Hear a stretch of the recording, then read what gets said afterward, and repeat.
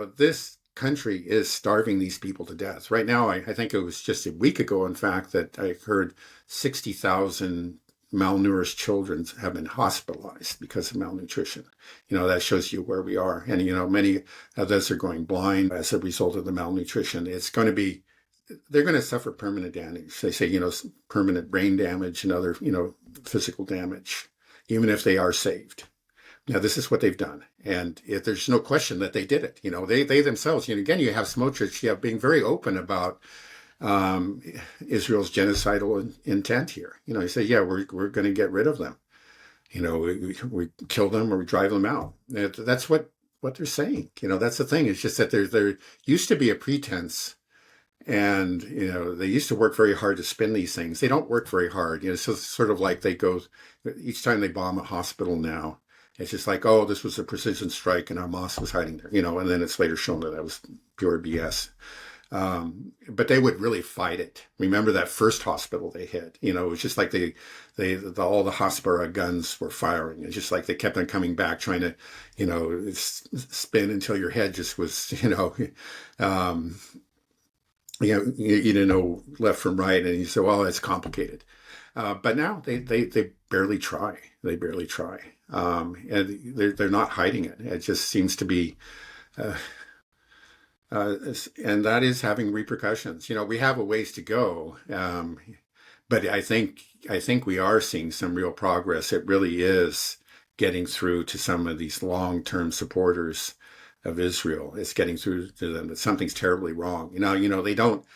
I think it's very, very hard if somebody who's, again, emotionally invested in Israel, like a Jewish Zionist or a Christian Zionist or any serious Zionist. There's a deep emotional investment in Israel, and it's hard. That becomes part of who you are, and to just let that go it's very difficult. It's very hard for people to do that kind of thing.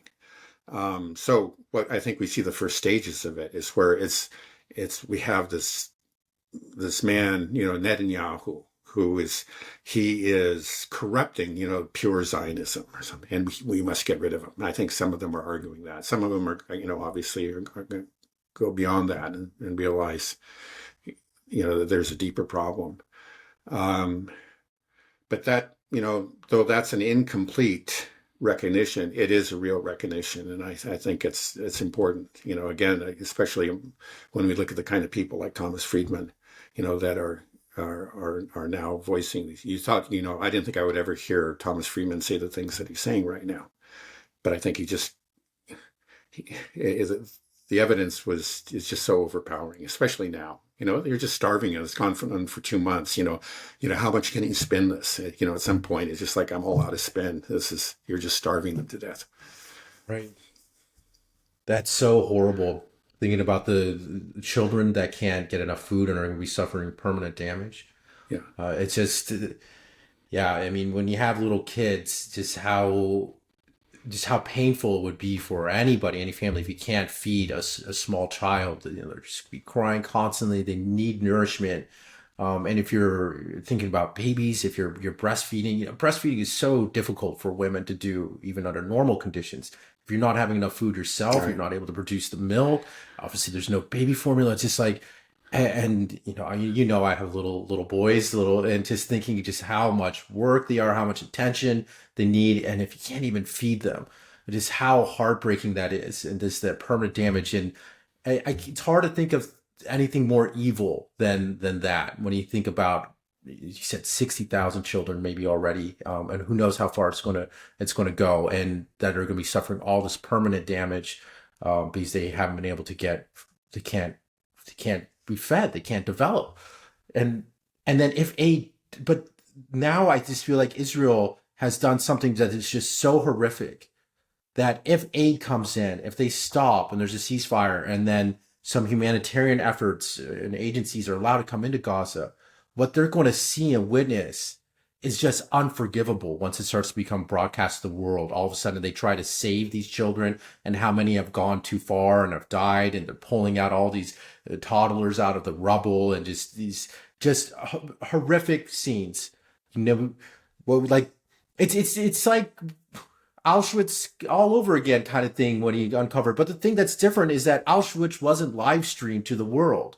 Gaza is. We know that this is happening and we can see it, and we're letting it happen. And if Israel stops now, just how damning it would be for them. Or they continue, and how damning it'll be for them. They've gone too far. It's like, I think it's on what they've done is unforgivable. They cannot get away with it at this point. What are the repercussions? How is this going to play out? Yeah. Well, I think, yeah, before I answer that, I just wanted to comment briefly on that 53,000 dead figure. That's the official tallied death toll of the Gaza war among Gazans. There was that is an undercount. I think there's just no question about it. Yeah. First of all, just looking at, we're talking about direct deaths. People that were killed as a result of bombings or, drone attacks, gunfire, and so on. That's what we're talking about. We're not talking about all these, indirect deaths, which always happen in war. Recently, The Economist published, it was actually a piece on a Lancet study. Lancet is one of the world's most prestigious medical journals. And they had gone carefully over all the records, and they estimated that the actual, direct death count was anywhere from 50% to, I think, 109% higher than the official count. So they're saying 77,000 to 109,000. Okay, again, this is direct deaths.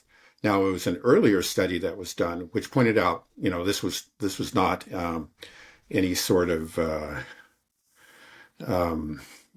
effort to exaggerate the impact, but this is kind of standard statistical analysis. It's understood that in a war, actually the majority of deaths are not direct deaths, they're indirect deaths. And usually the ratio is somewhere like from 4-to-1 to 15-to-1.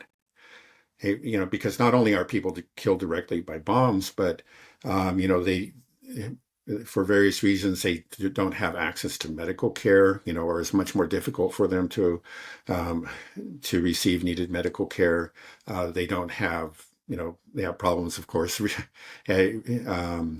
They may not have the regular access to food and water. The drinking water may be contaminated, and all of these things are especially true in Gaza, where there's been a deliberate attacks on medical facilities and on water treatment facilities, and most obvious and cruelest of all is this complete suspension of humanitarian aid. So no medicine, no food. And actually, even water was directly cut off. So all those things that contribute to indirect deaths are particularly present in Gaza. So I would think that you would have, they give this 4 to 15. So if you have, 100,000 direct deaths, you could have anywhere from 400,000 to 1.5 million. Now, not all those deaths happen immediately, but they can happen over time. And that's, we give you one case is the Iraq War. I think most of the estimates, that the initial analysis came up with maybe 100,000 direct deaths. But later studies, that done 2 years later, found that there was a huge spike in mortality, much above the usual mortality levels in Iraq. And they found excess mortality of something like 1 million. Now that was roughly, it could have been a 10-to-1 ratio in Iraq. What you have to do is, you have to actually look at overall mortality statistics. And I don't think we even have them. It's just things are so chaotic in Gaza right now. But so Right. anyway, just what I thought it was important because, this 53,000, that's just no question about it. Again, The Economist is hardly a publication sympathetic to the Palestinians. But they're saying, this is the facts. And the Lancet is very, very prestigious and very, very careful what it says. So anyway, we're looking at that. But then, how are the Israelis going to deal with it? Well, it's clear that there is actually a very large, powerful element in Israel that knows exactly what's going on, and they don't care. They want these people to die. I'll just give you an example. I think it was recently there was some kind of, maybe it was a Knesset meeting or whatever. It was a meeting of some kind, where there was, you know, there somebody like an expert was presenting information on deaths in Gaza, and was trying to be actually very, very careful and kind of trying to blame Hamas for it, but saying, we got a real problem here. These kids are starving, and certainly that's something we as Israelis, we don't want the kids to starve. Kids are innocent. Maybe we should kind of reconsider our policies. Or very angry responses, like, how dare you bring this up? How dare you say this? You clearly are working for Hamas. It's just like they just made it clear that it didn't matter. He says, like, this is a statement that you hear again and again in Israel. There are no innocents in Israel. So even the kids in Gaza. Oh yeah, rather in Gaza, exactly. There are no innocents in Gaza. Even the children are guilty. And so we are justified in starving them to death. You do get people saying that. Now, I think that's a minority, but it's just scary that you find it. And some of these people are very powerful. Like, we have Smotrich, the finance minister, and Ben-Gvir. They're clearly in that camp. And I would say that Netanyahu is himself. He just knows to be a little bit more clever when talking to Western reporters and careful about what he says. But, again, very, very powerful people think this way. Now, I think most Israelis just wouldn't quite say that. But the truth is, I think you have to say they have been complicit, like many, many people in the West. But this is happening. They know that there are these people in charge and that this is taking place. They have to know, that these children are all these Gazans are being starved to death, just a very short distance away from them. And they may make them feel kind of uncomfortable at a certain level, but they're complicit. They're not protesting this. What are they protesting? It's the hostages. That's where they're attacking Netanyahu. You're not bringing the 25 live hostages home. Who cares about the tens of thousands, hundreds of thousands of Gazans that are going to die? That you have to say that's the truth. That's the psychology in Israel. And I think, again, it's like if you actually commit a crime, sometimes, I'm not speaking from direct experience, but just from observing people, whether it's an actual crime or maybe it was a terrible divorce or something like this. The way for somebody maybe who really did something wrong and very, broke up a family unnecessarily or killed somebody, sometimes the way of dealing with that is to demonize the victim. So it's just like, oh yeah, he was such a horrible man. I had to do this to him. And I think maybe we're seeing some of that in Israel. It's just like once you go down that road, it's hard. It's really hard to turn back. This is different. We're talking about in Ukraine, of course. It's just like you made this mistake and you had these opportunities to have a peace treaty. You could have saved almost all of Ukraine. You didn't. And then hundreds of thousands of lives are lost, more territory is lost. It's really hard to admit that, right? But here, it's just like you've gone down, you're starving children to death, or you're complicit in that. Well, that's hard to accept too. How do you deal with that? Sometimes the way that you deal with it is that you demonize the victim. You just pretend that they're somehow less than human. And, maybe you might not have, some people already had that tendency, obviously in Israel, and in the West. Yes, let's be obvious. Let's be honest. Many, many just throughout the West are complicit in this, have allowed themselves to become complicit. But over time, if you're going to hang on to your position, it almost becomes necessary to demonize the victims, including even the children.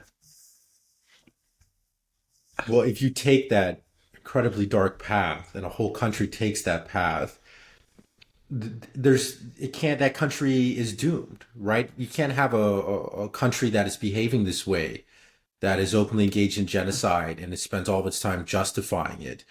And when this is all said and done, just from what you're telling me right now, based on The Economist and the Lancet article, we could be looking at half the population of Gaza that has died already, with 70% of those being women and children. So if we start to come afterwards, we say you killed up to 1 million women and children, and for what? What did you accomplish out of this, Israel? Was this was all about October 7th? You can't do that, right? You can't spin that to the world. And you can't just say that there are no innocents. We see all the footage, and if, like I said, 70% are women and children, that's crazy. This is crazy. Um, then Israel is doomed, right? It can't. A country that is engaged in that can't survive. It has to radically change or disappear, right? I think so eventually. I mean, um, yeah, no, I don't think it can last, but it could last for years and do plenty more damage. That's the sad truth. As long as it has the U.S. at its back, and I think that's just what they're banking on. Even in spite of the friction, which appears to be real between Netanyahu and Trump, it's still the arms are still flowing. There hasn't been any real talk or threat of cutting off the U.S. support for Israel. And if they have that, they feel invulnerable. And then you have these people that are kind of apocalyptic in their thinking, that are gaining real power within Israel. And, they see this as, this is Israel's great moment to destroy its enemies and to establish greater Israel. And they're going for it. Of course, there are countervailing forces. There are those people who really aren't on board. Let's be honest. There's this, according to at least some polls, 70% of Israelis want a ceasefire and want the hostages returned. And they're not abandoning their Zionism. They don't really care about the Palestinians, but they don't share the apocalyptic view. I don't think.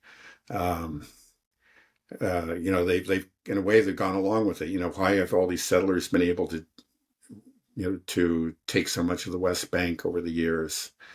They've let these crazies run riot, and now the crazies have real power. They used to be labeled as terrorists. People like Ben Gvir at one time were. He was part of a movement that was labeled the terrorist movement, but now they're in charge, and you have to say, I don't know. It's just you say, okay, well, there is this large part of the population that's really not on board, but they haven't really fought it either, have they? They've let it happen, and maybe they're just like people everywhere. You see that happen. Most people don't really want to think hard about these things, and they just want to live normal lives. And then you hear about this scary, these awful events, and they notice these dark tendencies, but it's, that means that we would really have to get in a real fight with them, and I don't want to deal with that. I just want to draw my salary and go home. But anyway, I don't know if that answers your question or not, but that's what Yeah, I don't even remember my question at this point, but that's all right. But do you think that Trump will get aid into Gaza? I mean, it's the situation, the way it seems so desperate right now. Yeah. It's like these people will starve. They are starving to death. We are seeing Right. starvation death. And he's saying just how many of these kids have been permanently damaged. It's so horrific. It's so horrible. And the United States has incredible leverage over Israel. Right. We saw it with Witkoff just brokering the ceasefire deal. That we can't do it if we wanted to. Witkoff went over there and did it instantly. Said, "Stop it now." Yeah. And what happened? Yeah. Then had to snap to attention. So it's like, just do it, Trump. You are overseeing this starvation crisis just as much. You say you want to take care of the situation. One phone call, he can take care of it. Just say, no, this has to end. And then once we go in, if we do go in, I hope we start to save as many people as we can that are on the brink of starvation. But if people start seeing this, like really mainstream, and we find out like, oh my God, hundreds and thousands of women and children have been killed, have been slaughtered or starved to death, crushed under rubble. Just horrific civilian casualties here. Israel, I just don't see Israel being able to get away with it. And you're saying, a lot of even hardcore Zionists are starting to turn, mainstream medias as well. There was always this idea, people like Douglas Murray are always saying how, Israel is the bastion of Western civilization, fighting the hordes out there. We need to protect it. More and more people are saying like, is this Western civilization? You are protecting us from the barbarians by starving hundreds of thousands of children? Like that's well, who's the barbarian here? What is civilization? Well, it's given Israel has given the whole Western world a horrible name because of our complicity and our failure to recognize this. We always talk about wanting to protect minorities and embracing diversity and all these things, but then at the end of the day, it almost feels like we are the core racist kind of civilization that we're saying that it's okay for us to just allow all these Arabs to die, to kill them. It's fine. They're defending Western civilization by killing them. It's almost what we're saying. Yeah, I don't know if I well, have a question there. It's just yeah. Yeah, no, there's certainly something to what you said.